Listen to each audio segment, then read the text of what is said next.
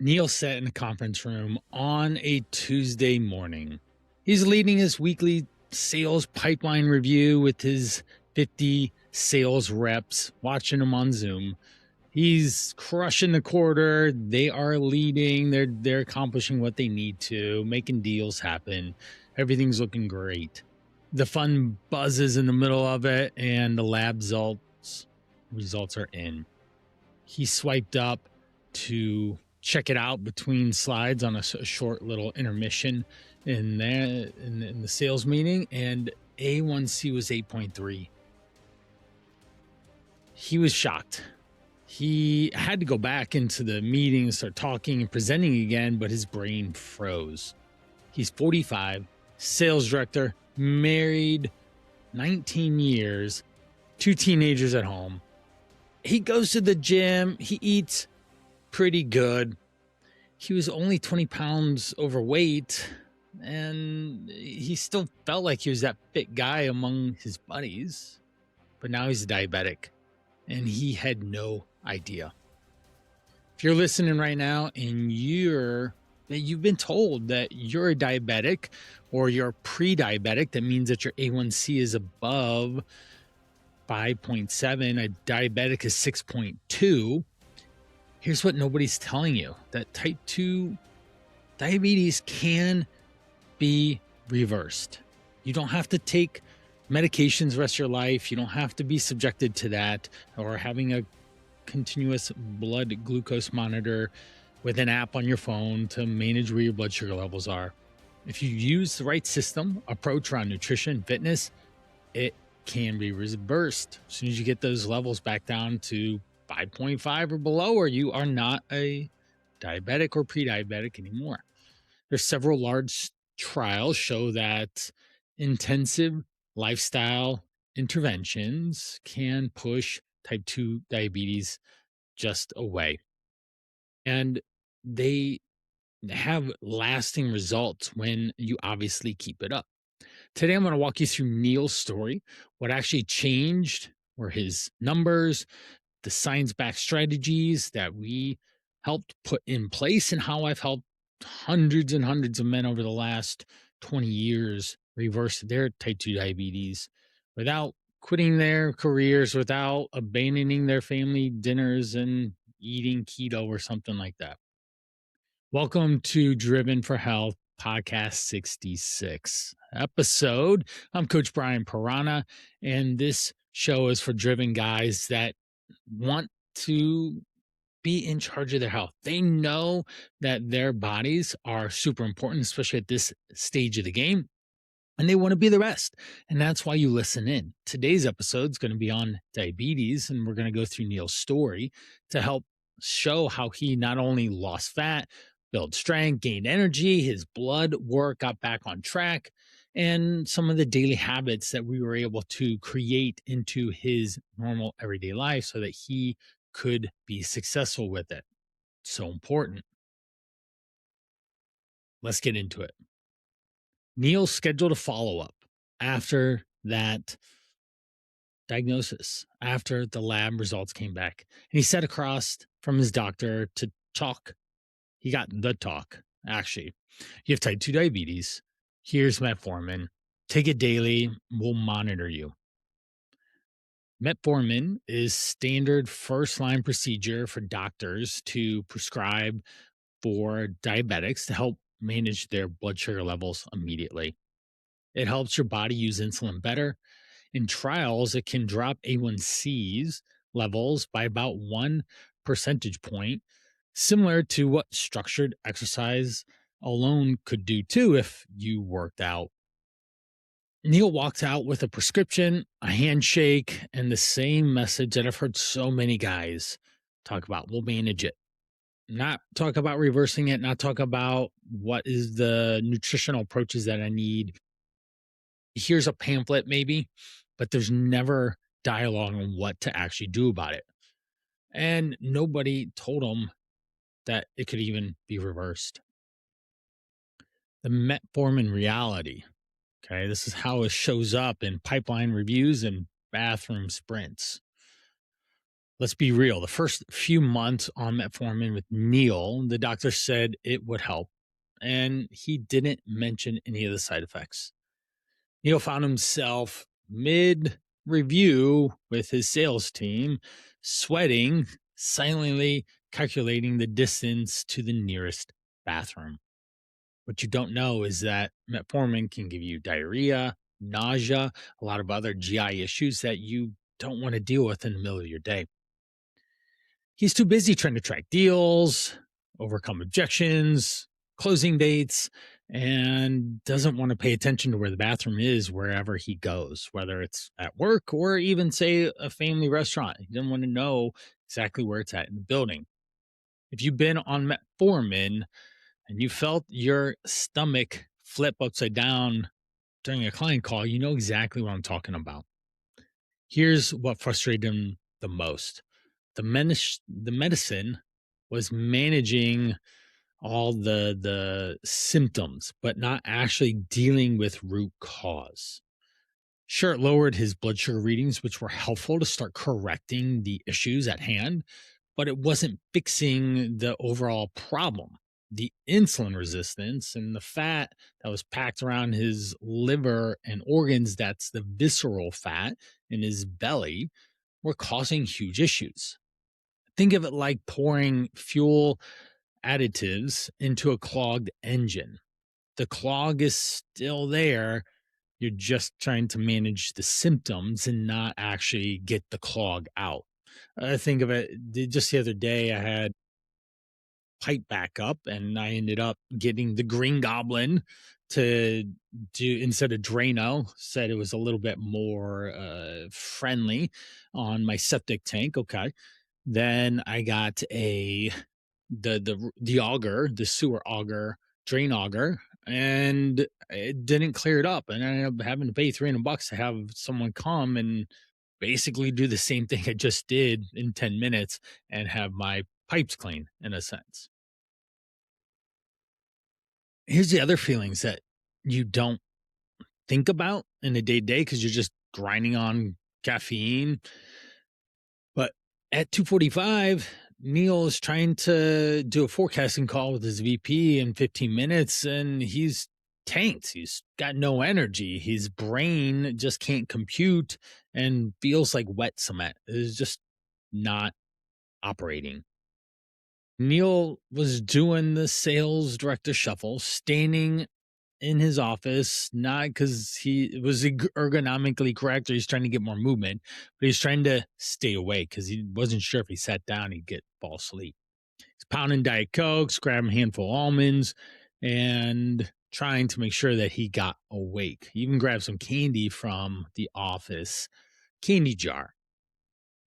Now, on camera, he looked confident. He can play that game, but off camera, he was fighting to keep his eyes open, hoping that nobody noticed the 2-second delay between questions and answers. Now, in Tony Robbins' world, the pause is actually a good way to do it. Someone asks you a question, you pause, and it gives you this reaction that you are thinking about what your answer is, and you're going to come back with this great insight. In Neal's world, he was just trying to get some energy. This isn't just being tired. This is unstable blood sugar levels, insulin resistance, and that's what it feels like when you're carrying all this pressure in the day as well. Now, 6 months go by. That's 7.5. Well, nothing really changed except the pill bottle on his countertop. His day-to-day blood sugar levels got better, but the lifestyle didn't change. And he was masking, thinking that he was actually doing better, but his life was still really busy, still grabbing hotel breakfast on the road, still eating client lunches, bread baskets, fries, desserts, still doing late night meals alongside emails or snacking with a beer or two to unwind at night. And when he traveled, he'd just not sleep. He'd just work and work and work, running on caffeine. Now he got his labs back. He did go from an 8.3 down to a 7.5. So we do have some progress, but in 6 months, come on, Neil, we can do way better than that. And this is still being labeled as a type 2 diabetic. His doctor looked at him and said, "Hey, we really need to change your lifestyle. We can add more medicine if you want." And he said, "No, not interested." The doctor handed him next a trifold pamphlet on a generic food pyramid with little pictures of grains and fruits and told him to eat less sugar and move more, eat more vegetables. Neil runs a lot of big level decisions in his company day to day for a living. And you can't just say, tell a sales director to sell more and expect that to be the strategy. He needed specific targets, levers to move, scorecards, goals to be working towards. But that's how his health was being handled. Do better with no clear protein or no clear scoreboard on what to actually do and look at. In my world, it's move more, eat less, or have more protein, or go look on TikTok and look up more protein recipes. That's not going to help you. That is that is just going to solve a symptom, but not the actual root cause, because we need to go into the issues and the dealings that are causing Neil to have the higher A1c in the first place, the blood sugar level issues. And it starts with the food that he's eating and diagnosing that and corrective behaviors and strategies that actually align with who he is, what he does, what he likes, what he prefers, what his family enjoys, and how hectic and stressful his work is. Now, the breaking point for Neil was on the outside, his life looked successful. Married 19 years, two teenagers watching him as he was trying to model manhood, be a provider, a leader, a guy who gets things done. Yeah, I personally identify with that. At work, he carried the quota for himself, the 50 guys that he was responsible for, got bonuses and all these things to hit the numbers. But inside, it's a different story. The 3 p.m. crashes were getting worse. He had to reread emails 3 times because the words just wouldn't stick at that time of the day. He was just mentally overwhelmed. He'd snap at his kids when he got home over small things. And his wife's just, "Are you okay?" And he said, "Yeah, I'm just tired. Big quarter." Then one morning, he was getting ready for his QBR, his quarterly review and his business review. And he reached for his navy suit. And the last time he put it on, it fit and within reason. But he used to joke that the dry cleaner shrunk it. But the truth was, he couldn't button it without holding his breath. He stood there, arms in his sleeves, pulling it across his chest. The button strained as he sucked in, held it, and buttoned the bottom button. Then he just had to unbutton it and then hung it back up. This was not going to work. That was a moment that finally got him to say, "Hey, I actually need to change my life. I need to change the direction that it's heading, and I have to start with my health." Sure, I've got a great business situation, a career. I have my family, my kids, they all love me, but I do not want to be a type 2 diabetic. This is not how I want to be a role model for my family. And I don't want to just be another statistic that I go into my doctor's office next and nothing changes. So when he saw that 7.5, if I keep going like this, I'm going to be on more meds, maybe insulin, maybe I end up developing other health issues, and I'm going to miss a lot of the best years that are to come later on.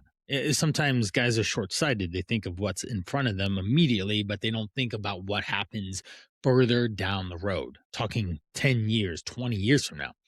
I'm 43, 10 years is 53, 20 is 63. For the love, I sure hope I'm alive. I sure hope I'm doing well. And I'm more than just a bank account for my kids.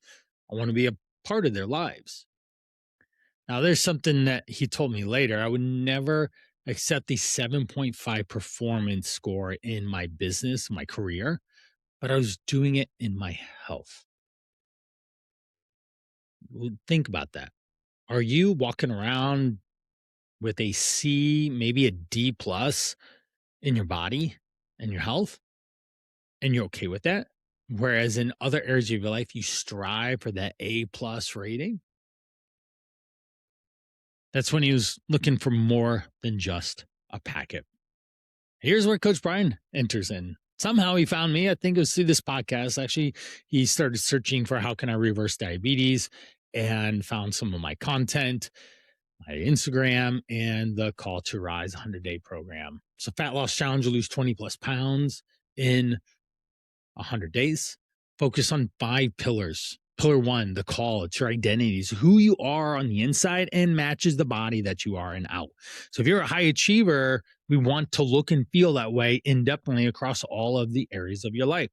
Number 2 is the forge. This is the exercise piece, the movement piece, the building the body that you feel like you're 20 again, or at least maybe 35. uh, then we've got the third one is the fuel. The fuel is all about nutrition. How do we eat the right foods at the right times and the right amounts to lose weight, to manage blood sugar levels, insulin, all the things that were challenging them, the on the go meetings with clients, the late night meal snacking things that were going on because of stress, the pizza night the kids always wanted. The fourth is the code. This is the mindset, the way you perceive yourself and think about different things, and you see things differently. And that's a huge factor of what I do, is get people to think differently, and their mindset changes around what it actually is to live a healthy, active lifestyle. And my goal is to make that as simple and easy as possible. And the fifth and last pillar is the brotherhood, doing this with like-minded men, individuals that live and breathe excellence in so many areas, but struggle to find that same level of success in their body. And we come together and make things happen. That's what the call to rise is. It's a call out to rise up, be your best self, from your health, fitness to match and elevate who you are as an individual. Unfortunately, he never got, in 6+ months, he never got the education, the understanding, and the actual application to be held accountable to make real things happen. What we focused on: clear targets, goals. We were very evidence based, science backed information implemented into the easiest way possible is so important, and it's sustainable. For Neal, we had to focus on A1c dropping down, managing blood sugar levels every day, and defeating insulin resistance. So that what that means is that when you eat a bunch of carbs and you have this much level of carbohydrates and blood sugar levels rolling around in your body needs to keep pushing more and more insulin out because your body needs more of it. So it's just gotten used to this level of insulin getting released, and it doesn't work for just simplicity's sake. And you have to release more. We were able to fit it into his everyday life, no matter what was going on: late night calls, emails, sports practices, traveling, whatever his wife had him do on honey-do lists on the weekend. Let's go over some of the science first on some of the things. Several major trials show, and there'll be some link in the show notes, that people with type 2 diabetes, especially in the first year after diagnosis, can achieve remission and get rid of being a type 2 diabetic when they lose significant amount of weight and maintain it. For Neal, we need to lose to 20 pounds for sure, just get his stomach flat, and he can actually see his feet again. And something else, you know what I mean.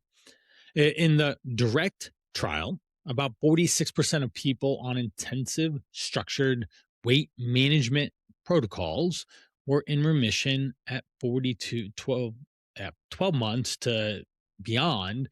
And this was important because once you get off the diabetes medication, then you can maintain it. Okay. That's super important. The weight loss was about 22 pounds in that study.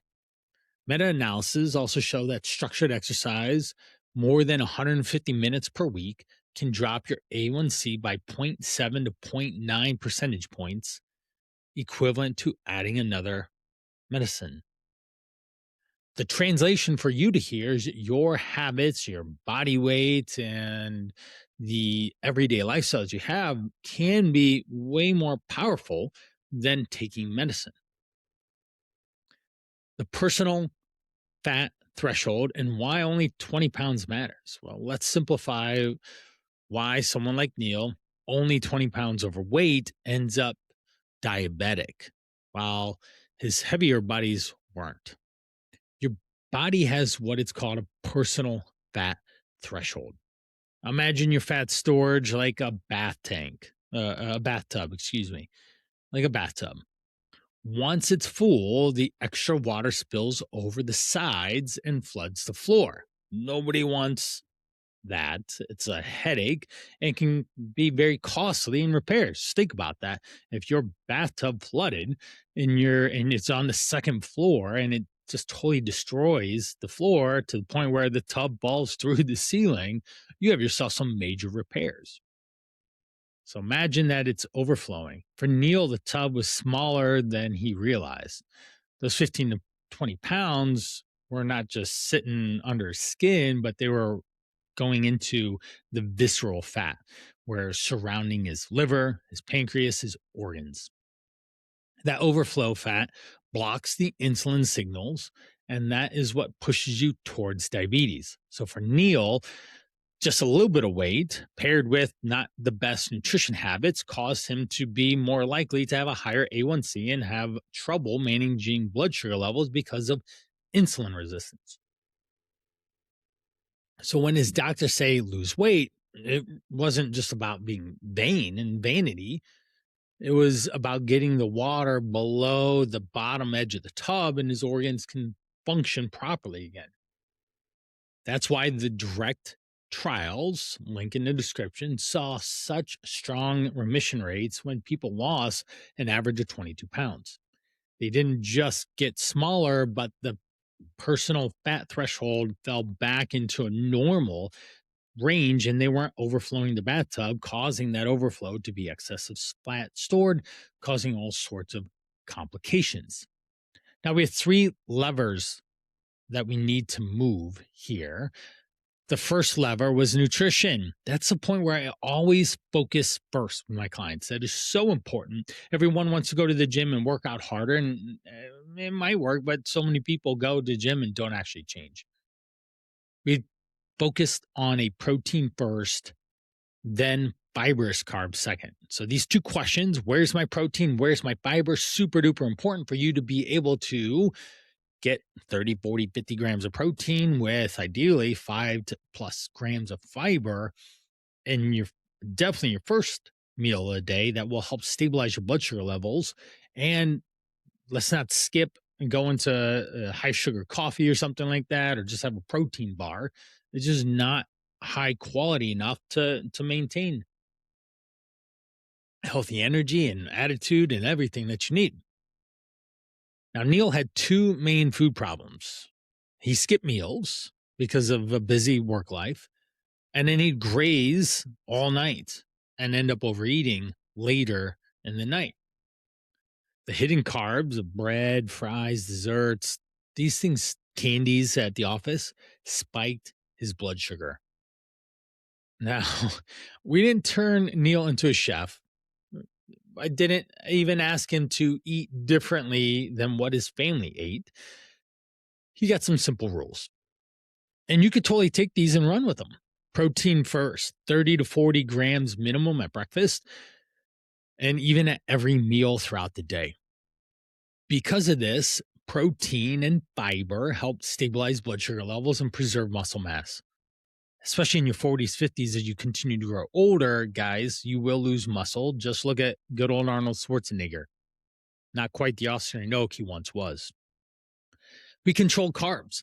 We focused on high fiber vegetables and fruits first and smaller servings of starchy carbs. Focus on whole foods.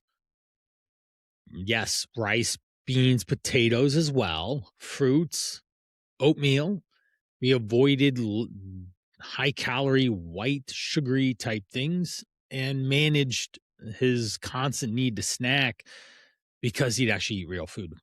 His daily fiber, 20 to 30 grams, was minimum, and I would always encourage him to get at least 30 from sources of vegetables, beans, whole grains that are slow to digest, and they do improve blood sugar. And we just literally portioned out those as well to about 100 to 150 calories at a meal. It made a big difference. The one plate rule, just to think about this, you take a plate and we look at it, we've got a quarter of the plate being protein, a quarter of it being starchy carb, and over half of it being a fibrous carb, a vegetable, or maybe a piece of fruit.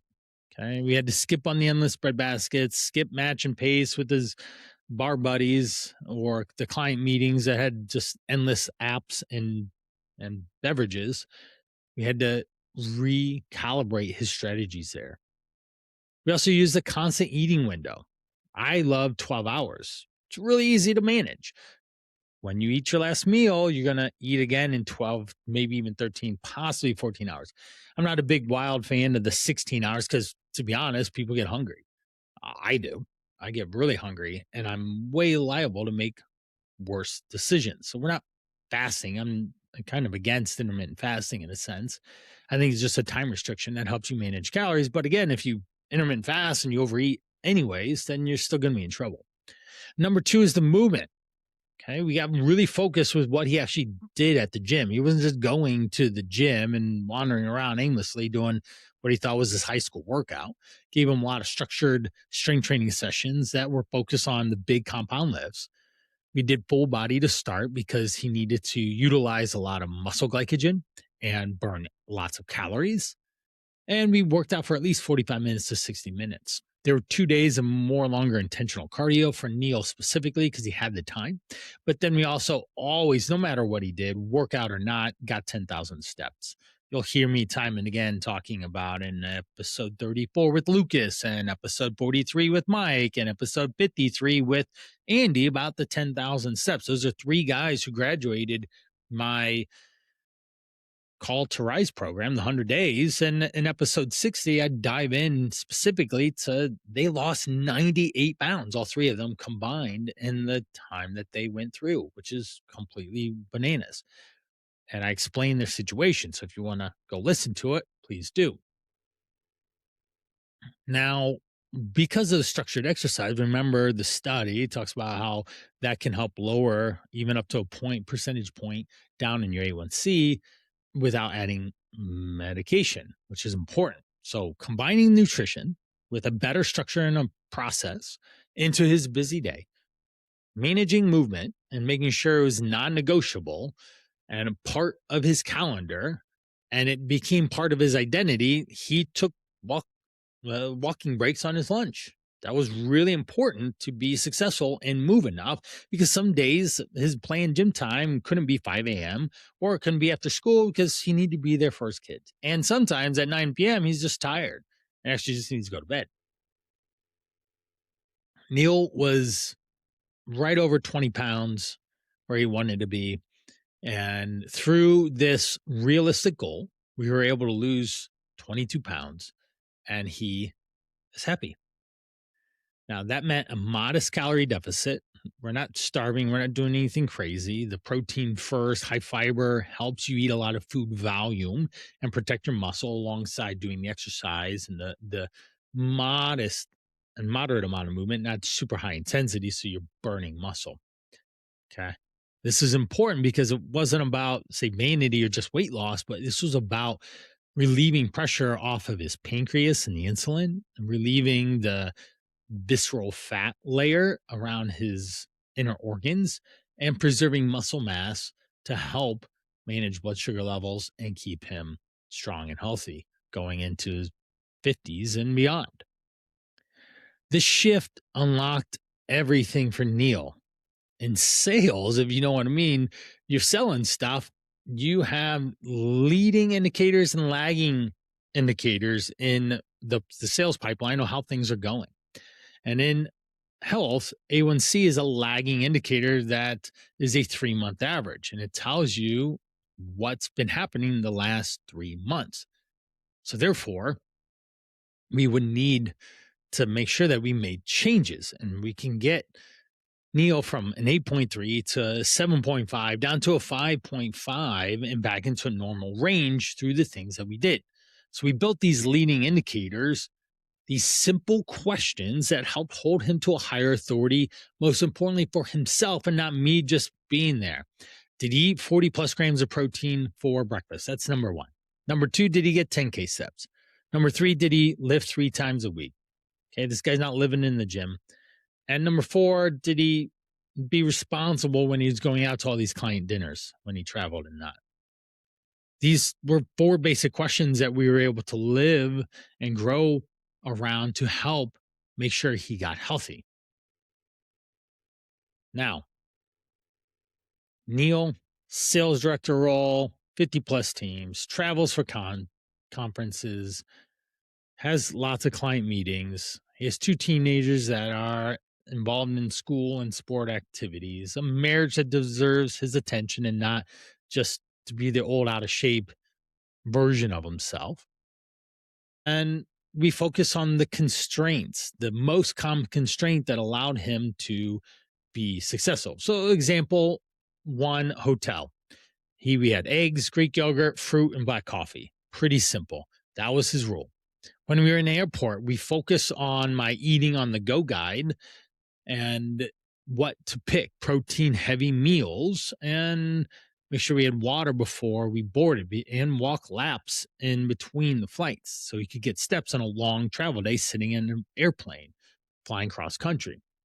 In meetings, we avoided the candy, the dessert tray, and we focus on if he did eat in there, picking the only best choices, or if he didn't, then we managed our calories across the time that he was there. At dinner, we found high protein, high vegetable, high volume foods that worked really well. Taco bowls, stir fries, sheet pans of food. The kids could add rice and wraps and different or tortilla chips.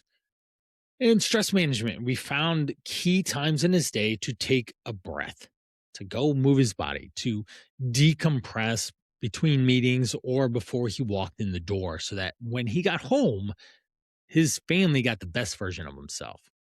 So we didn't quit his job. He didn't have to do weird things in the gym and weird exercise routines or avoid a whole food group like, say, keto. So Neal committed to the 100 days. He got very strong oversight, direction, accountability, support from myself and the other guys in the program. He dropped 23 pounds, several inches off his waist, his consistent energy throughout the day. His wife was really happy that Coach Brian was a phrase in the house because it forced him to pay attention to his health. And in the course of the time, a 7.5 is now at 5.8. Okay. And we still have a little bit of work to do, but we can get a little bit lower. And that's the best part. His doctor had conversations about, okay, let's get off the medicine since you clearly are doing this in a completely drastic way, different from what you were doing before.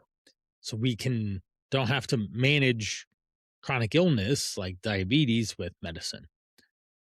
So next time that he had that quarter business review with his boss, pulled out that navy sweat, the suit jacket, and it fit. He felt comfortable, he felt confident, and it showed up in a lot of his work and life. What actually moves the needle? Pay attention. Losing 20 pounds, carrying in your belly fat itself. Moving 150 minutes in a week at a moderate exercise or 10,000 steps, prioritizing the protein and fiber first. Let's reduce the refined carbs and the liquid sugars, most definitely.